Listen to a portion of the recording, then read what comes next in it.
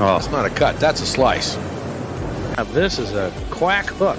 Oh, Short wow. and into the right rough, headed to the trees. Oh my God, it's a shank. He decided to re-tee. That's a shank. Oh, man.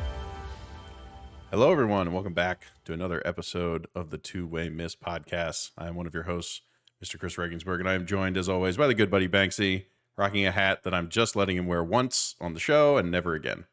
How you doing, buddy? Can I get a go blue? Not one time. Not for me, Come you on. can't. Give it to me one time. Not doing it. Come on. No. Go blue. Say I'm not go doing blue. it. No, not doing it. Okay. I even went You there know. and didn't do it. I was a Just- guest of yours and didn't do it. Yeah, just winningest program of all time. Just, go. Well, now your head coach is gone, so So let's just enjoy this moment. Enjoy the hat. I'm just a bitter Come on. Notre Dame fan. That's all. Don't worry about me. All right. But yeah, I got to rep the hat, man. At least for a week. All right. Allowed. and- We're going to allow it.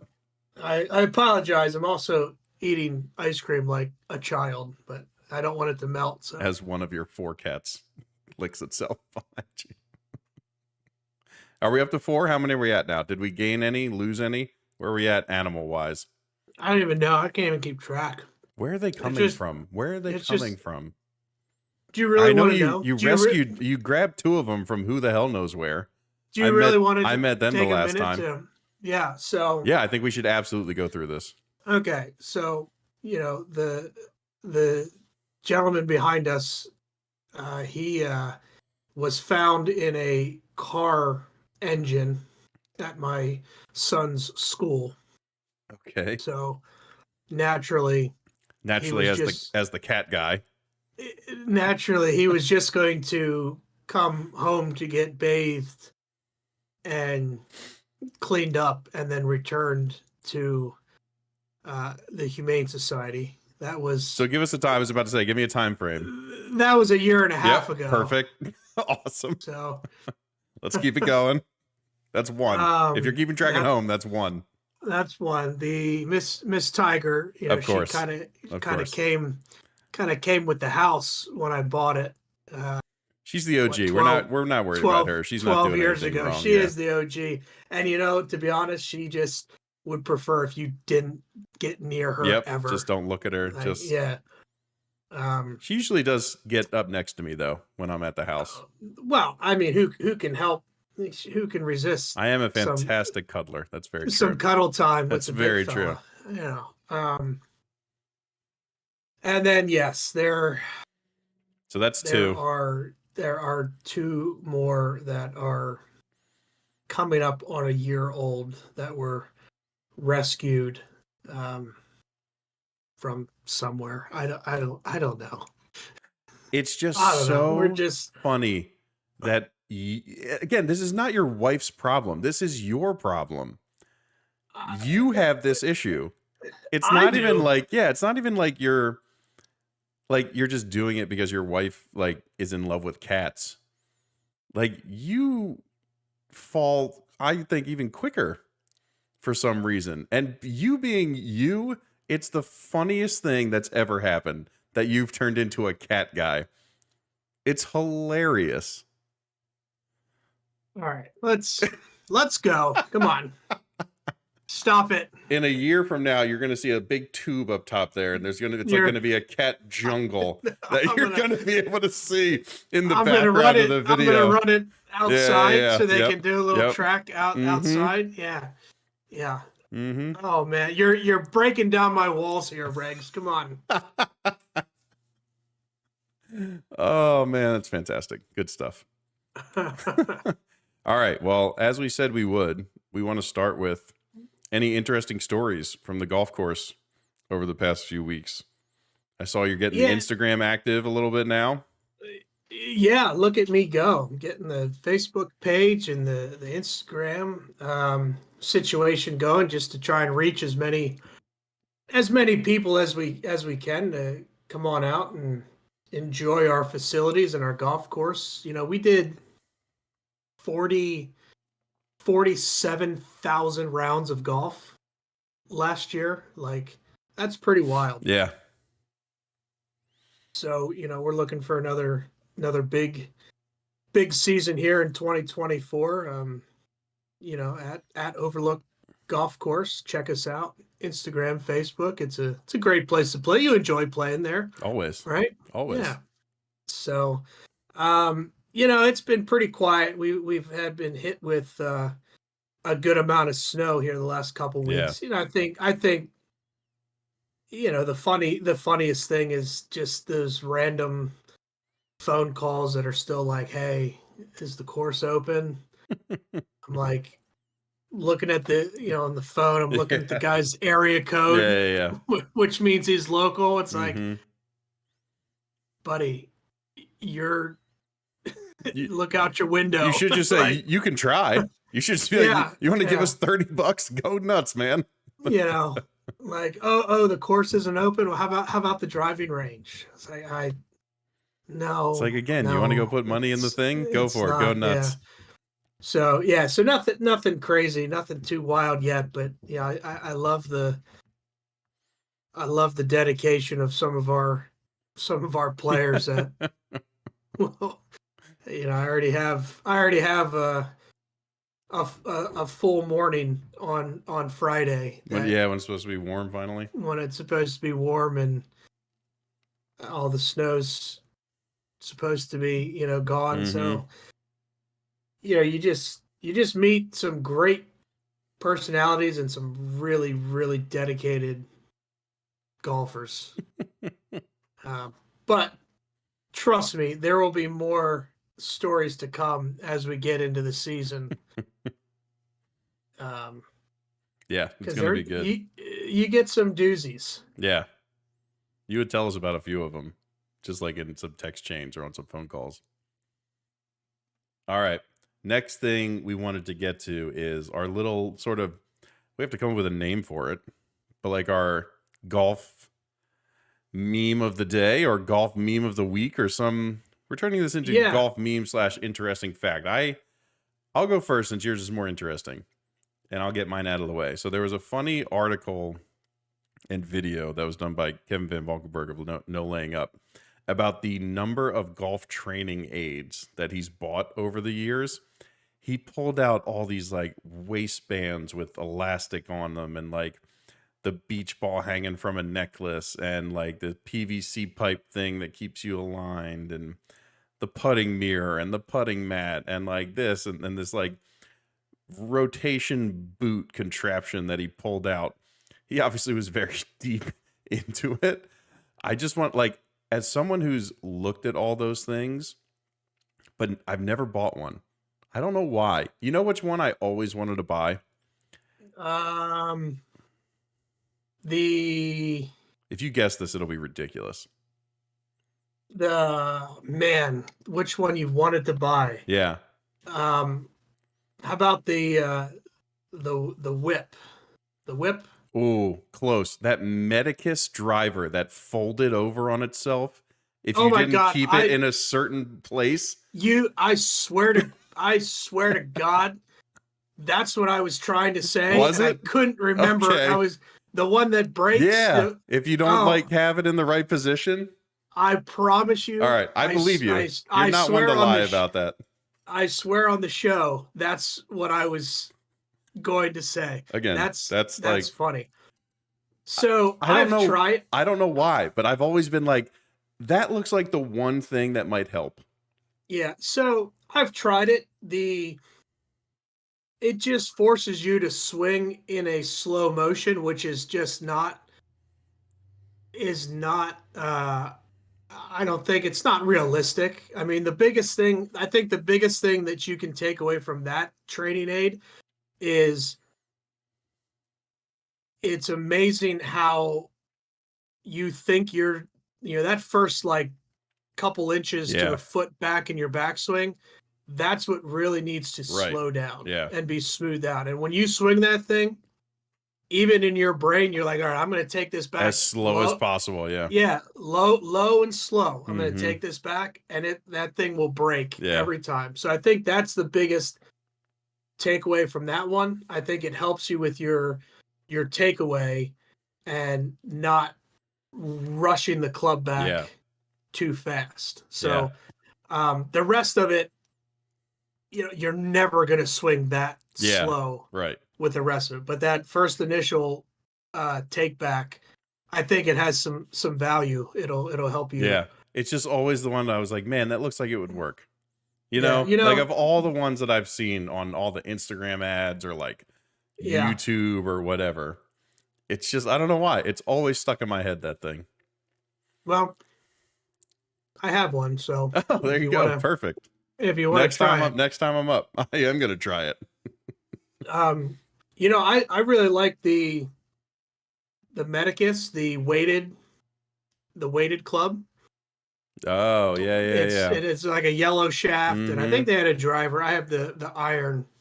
You can't hit balls with it, but you can swing it, and the whole thing is weighted. Yeah. And that's just to strengthen your swinging muscles, and the weight kind of keeps you on plane a little bit better because you can't really. It's heavy enough that you can't really just swing it freely as fast as you can. Mm-hmm. I think that makes a difference. You swing that a few times, then you go to like a wedge or something. It does. It smooths out your tempo. But as far as training aids, I've never really gotten too involved with it. The more you start thinking about the golf swing, and thinking about what you're doing, usually the worse it goes. Well, spoken from the natural who just picked up a golf club and was good at it. Just us normals over here. I don't know if it was quite that easy. Us normals over here need to. The other one I think I always wanted to buy was that one, because I have a real problem like going like this in my backswing, and like the one that was like whatever, it like attached to your wrist, Yeah, but it kept you from doing that. It's like a coat hanger. Yeah. Mm-hmm. I always thought that one would help. That's very specific to my issues, but yeah. So, I think I've seen that one. That one can help if you have some wrist breakage. But you can also do that with a coat hanger. Yeah, right. If you don't want to buy the actual gadget. I think a good one is, I like doing, you put a towel or a glove. If you're a right-handed golfer, you put a towel or a glove underneath your right armpit. Mm-hmm.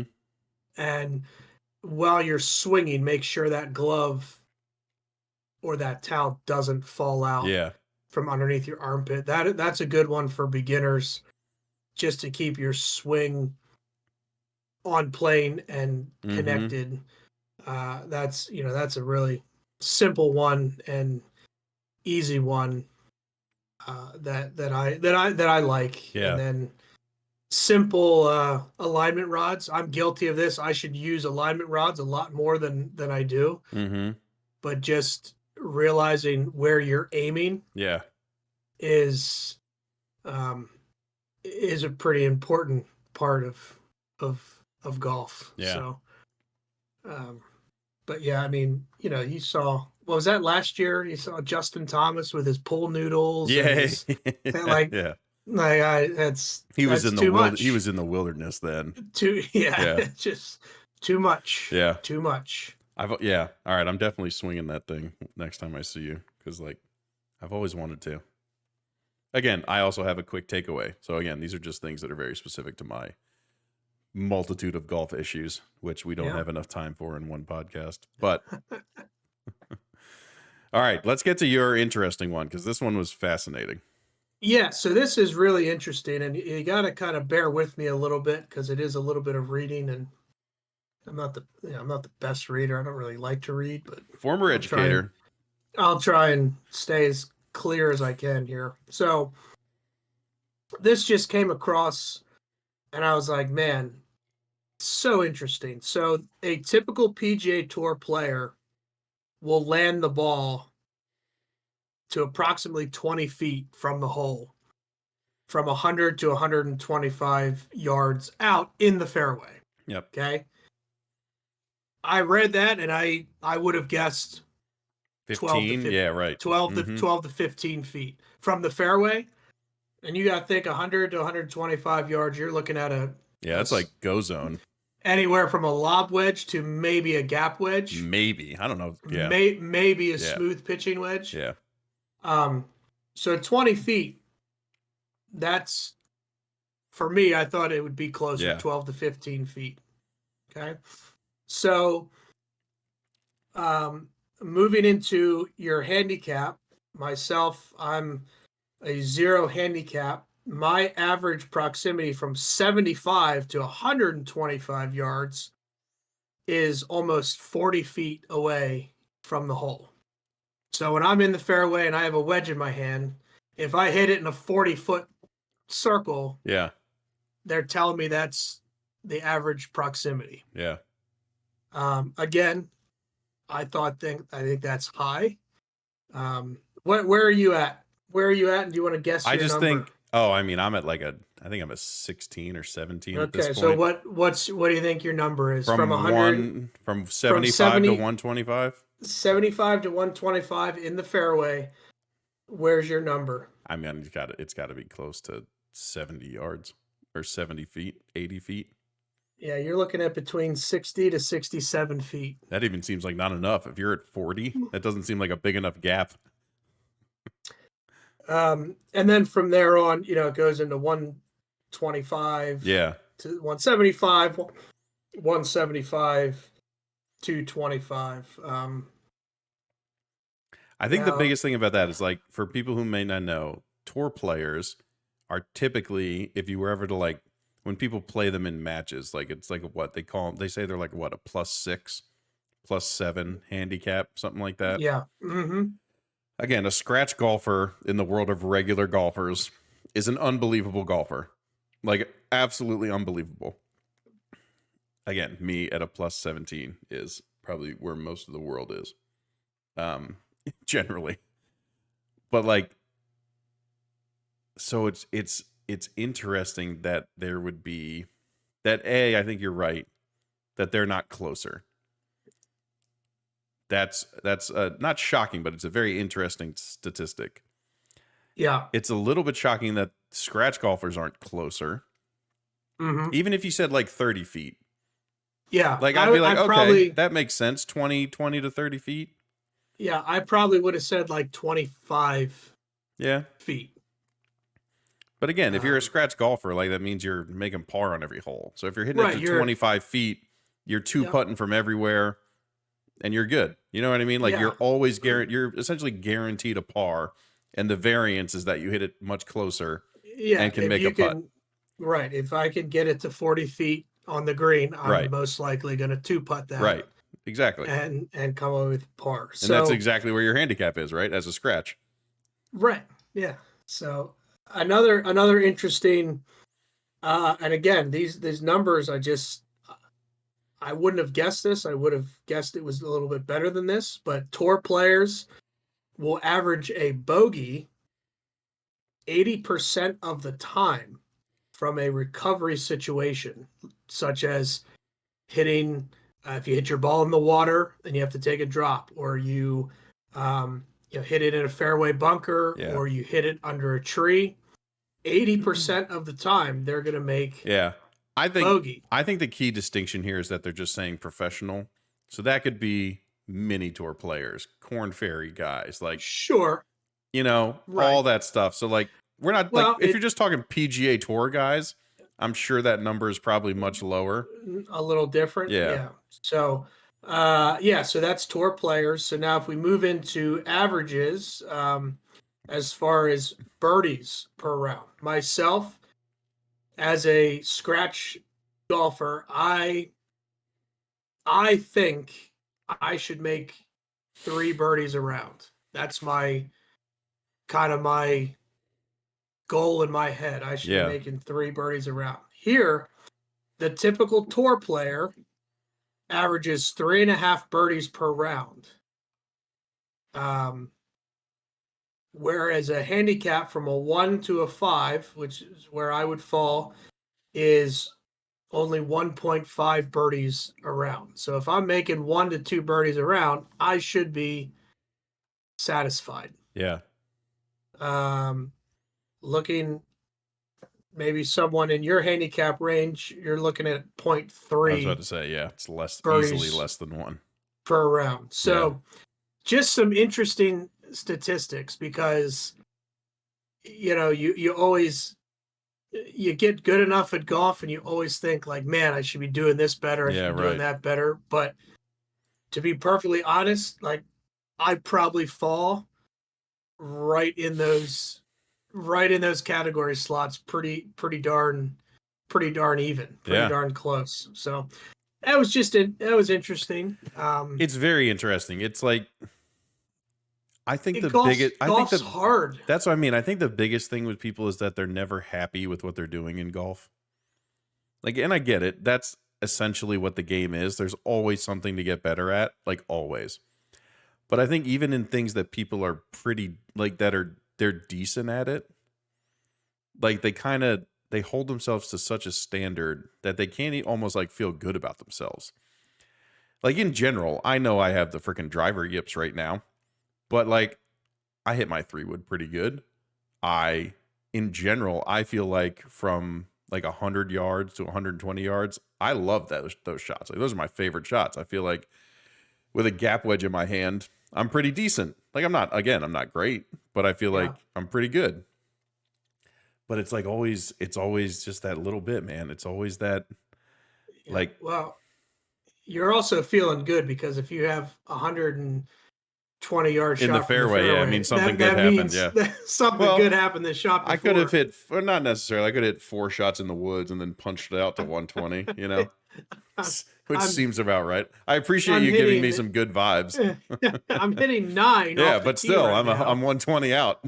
Here we go. But to that point, I had a guy, one of our regulars. He just needed to get out of the house. Just wanted to come talk golf. He's 73 years old, and he comes in and he's figured it out. Yep. He's like, I figured it out. I said, my putting, this putting technique thing that I'm doing, I got to move my feet this way a little bit, and I got to redirect my eye line to. He's like, I figured it out. So like, golf is a never-ending, a never-ending pursuit of some form of perfection or getting better. And I'll tell you, I think I know as Arnold Palmer said, if you can hit 3 shots around that are just absolutely pure, like 3 shots out of your entire round, he's like, you are doing better than okay if you can hit 3 shots around that are just flushed. Exactly what you were trying to do. Just wild, man. Golf is that's why people get addicted, because that's all it takes. Oh yeah. Even less than that. It takes one of those around to be like, I can come out next week and do this again. Yeah, I can like, we got it now. Yeah, that's right. We got it, baby. No matter what it was, even if the next shot you hit after that is like a shank, you'd be like, nope, it's there. It's in there. I know it is. Yeah. So funny. Wild. So Wild. funny. All right. Well, that was great. We'll keep them going. All right. A little bit happened in the world of golf. An amateur won a PGA Tour event for the first time since 1991. Mr. Phil Mickelson did that all the way back in 91. Nick Dunlap, who was a college golfer at Alabama, U.S. Am champion, I believe. Right? Former? Maybe former. That the one guy. I don't. Was that the guy? I think he's that a won? former U.S. Am champ. Yeah. Yeah, I believe he did win it. I don't think it was this year, but again, he did win it at some point. Okay. So and I think there was a list of like the only other people to do that were like Tiger Woods, and I forget who the other one was, but like it was a 2-person list or a 3-person list now, and he was in some pretty good company with with those fellas. So, I mean, I don't know, man. I think if you follow amateur golf, a lot of people knew how good Nick Dunlap was. I think outside of that, which is not a majority of the golfing fan base, let's just be honest. You know, this is one of those things that, like, again, it hasn't happened in 34 years, right? Yeah. Almost since we've been alive. This hasn't happened. So it's not something that happens often. It was extremely impressive. His sort of down the stretch. I know he had like one, you know, a drive that went a little wayward and things like that, but like his putting was fantastic. Just didn't seem to like be afraid of the moment. Just one of those things that you're just like, I don't know. We don't know when the next time we're ever going to see this. Yeah. So the first amateur to win, but not the youngest to win. No, that just happened on the Corn Ferry Tour, right? Or no, maybe ever professional win, maybe tour win. No, I don't know. Youngest tour winner. So it was Jordan Spieth. He was 19 and a handful of months When he won the John Deere. Yeah. Yeah. Yep. Okay. And this Dunlap guy is what 20 in a handful of months. So I think somebody just won a professional event at younger than Spieth. He won on the Corn Ferry Tour. Again, 19 and change. Yeah. But like, yeah, tour wise, that's true. It was Spieth. You know, these kids, like, it's just, there's so much technology. There's so much available to them where, you know, years ago, you know, what it wasn't. You remember that infamous Tiger Woods interview with Curtis Strange? Yeah. Curtis was being a dick, and you know, telling Tiger he can't win that year. And You'll as learn, a rookie, right? And, You'll learn. But now it's almost, you know, commonplace for these young guys to come out and just ball out, and they look great. Now, I think we've actually seen kids come out really hot to start, and then we get in situations where, okay, the ride's over, and they have a difficult time getting back. Yeah. Right? Like, it's not where you start slow and then your career builds momentum. It's like, hey, we're coming out of the gate firing. Then we start to have a little bit of a lull, and then it's like, oh shit, it's really hard to get back to playing good golf. It's the same thing with every sport, right? You see kids that come out of high school to join the NBA. Like, maybe less than 10 have like gone on to have really long, successful, you know, and then if you talk about championships, it's even less than 10, I'm sure. Yeah. So it's like, you know, the NBA or the NFL, you see young quarterbacks come out. You know, you see young players all the time come out and maybe do well their first year, and then they just can't figure it out for the rest of it. So it's not a new concept in sports. It just doesn't happen as often in golf that they actually win something. Right. And I think it's because, and I think one of the things that leans itself towards maybe this happening more in the future is that the variance on the PGA Tour changes so much from week to week. This is something we talk about all the time. You're not looking at 5 or 6 guys who could win every week. You're looking at 20 or 30 guys who could win every week. And when the variance is that much, like, this stuff is just going to happen more often. Again, that's not taking away anything from what the kid did. Like, it's incredible. Yeah. But it's just, I don't think it'll take 30 some years for this to happen again. I just don't think so. No. And especially with, you know, where the tour's at, like, they're desperate for new talent. With the live situation, like, come on, guys, bring it on. Now this Dunlap, he did pull out of this week's tournament, which takes some discipline, you know, like, you're able to go to a pretty prestigious sponsors exemptions, all tournament. That stuff. You know, you're going to Torrey Pines, and he made the decision, and I don't know if it was schoolwork related or just the stress of Right. winning that he needed to decompress, or maybe a combination of both. He still is an amateur. Like Yeah. he had class, I Yeah. guess, Right. this week. So he to have the discipline to be like, I'm gonna pull out from the tournament this week. And I don't know when his decision or when he'll make his decision. If of course, everybody's like, "Oh, turn pro, turn pro, turn pro." See, people have said that, and Um, then other people have countered with NIL deals now. yeah, That kid's still going to make plenty of money. sure. Like, Yeah, enjoy and he can, college. you're right, Yeah, and he can still go to college and still, Yeah. enjoy all that with hundreds of thousands of dollars in his pocket. sure. Yeah. Um, And then again, someone made a good point, like TaylorMade or Titleist will be waiting when he turns pro. Like they're not going anywhere. So like you Sure. don't have to jump on this now. right. So like he'll be fine. He'll be fine.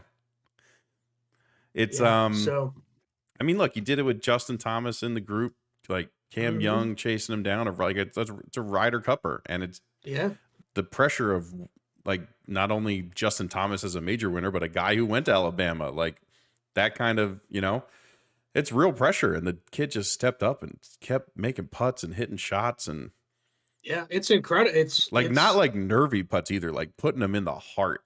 yeah. So I mean, Yeah. it's incredibly impressive. So yeah, good for him. I mean, that's awesome. Like you gotta just feel so freaking Oh good my about gosh, yourself. yeah, just crazy, Yeah. right? Yeah. He probably couldn't wait to get back to campus. We won't go into that any further. But Yeah. I'm just laughing because Yeah. you said that and like 75 Yeah. different things just went Yep, through I my know. head. I know. That's why we're leaving it right there. Yeah. All right. Well, we wanted to end the show with something a little bit different. There's a rumor now out that Liv just signed like a promising DP World Tour. I think, yeah, DP World Tour player. And there's some rumors that Tyrrell Hatton is in contract negotiations with them. So in light of that, we wanted to take it a little step further. And in light of the ROM thing and all that, we wanted to kind of choose one or two guys.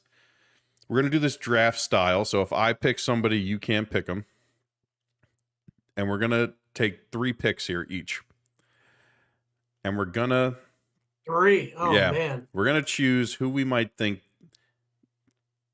are the 3 top candidates in our minds to potentially sign with Liv before this deal gets done. So, as always, we're going to write this down and we're going to revisit it. So, let me pull up our handy dandy Google Doc here that I keep track of our major picks and all that. All right. So, because I'm putting you on the spot, I'm going to give you the first pick. Of who we think. Who you think, before a deal is signed, like who you think has the biggest chance to sign with Liv before this deal might get done?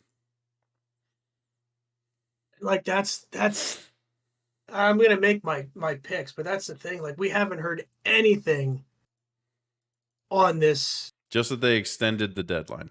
Yeah, right. Exactly. Yeah. Hurry up and wait. Yeah, Like, sure.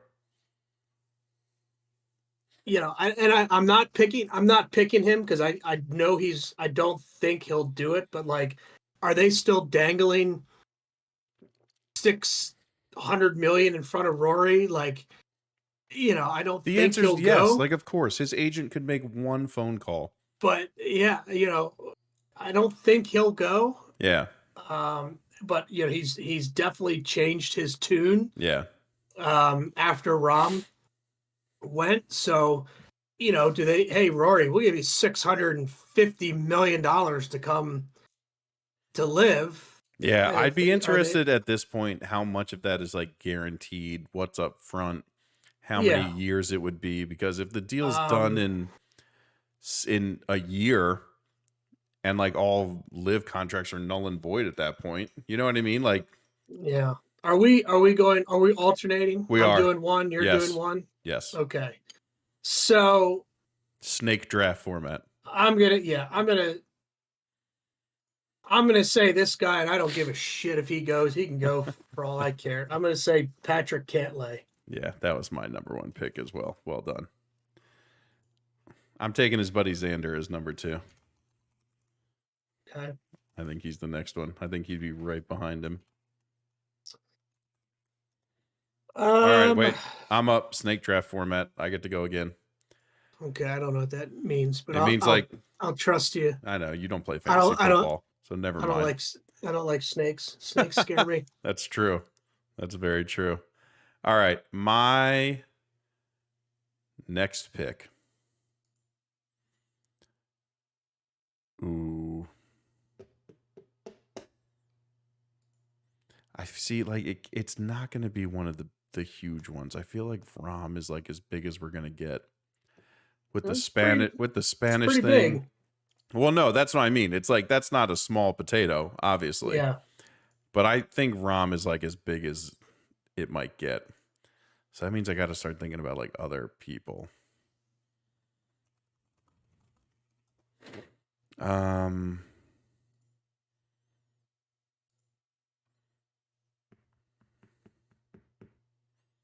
I am taking Tommy Fleetwood. Ooh, man, that's a good one. He was on my list. I don't know if he was going to be my next pick, but he was on my list. All right. Okay. So I'm going to say geez, what's his I'm going to say Wyndham Clark. Okay. Again, probably his best time to cash out. Major winner. Like his stock isn't any higher than what it is probably in these next 6 or 7 months. All right, you're up again. Okay. And this is going to be a wild card. This is just going to be a pick. I don't know where it's coming from, but we've seen the resurgence of Jason Day. Okay. I'm going to is he someone that they would target? I don't know. I'm going to say Jason Day. I like it. My last one is also, I think, a long shot, but I think it'd be pretty crazy if it happened. Victor. I thought about him, and he just looks. If you're gonna sell high right now, like he just looks so happy playing on the PGA. Like he just looks like he's just out there for the absolute love of the game. I get it. I don't want it. Like I'm not hoping this happens. No, I know. And he's not. It's why he's not one of my first 2 picks because I don't want to put it out in the universe.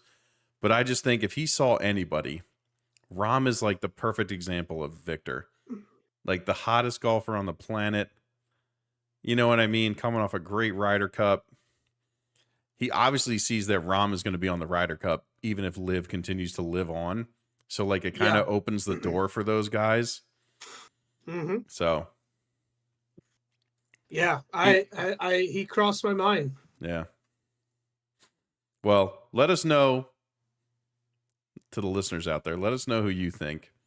I just quickly going through this. I'm looking at the OWGR. I don't think Scotty goes. I don't think Rory goes. No. I mean, literally, Rahm is number 3 in the world. That's crazy. Hovland, I just said. Xander, we picked. Cantlay, we picked. I don't think Homa goes. Fitzpatrick, maybe. I don't think Brian Harmon goes. You picked Wyndham. I picked Tommy. Collins at 12. I don't know. I'm on the fence with Colin. I could see it either way. He can bragly up to 13th in the world. Good for him. He's got his belt. He's got his long putter back. Yeah, of course he does. Jordan Spieth. How about No. Tom Kim. I'm guessing no. I don't know. Tyrrell Hatton. We just talked about. Sepp Straka. Probably. He'd go in a second, I bet.